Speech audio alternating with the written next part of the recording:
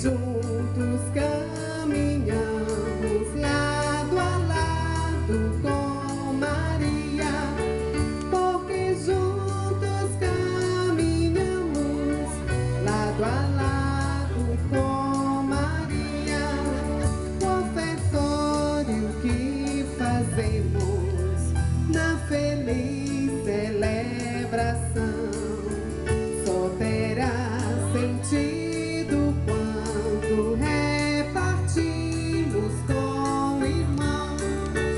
A oferta que fazemos é repleta de alegria, porque juntos caminhamos lado a lado com Maria, porque juntos caminhamos lado a lado com Maria.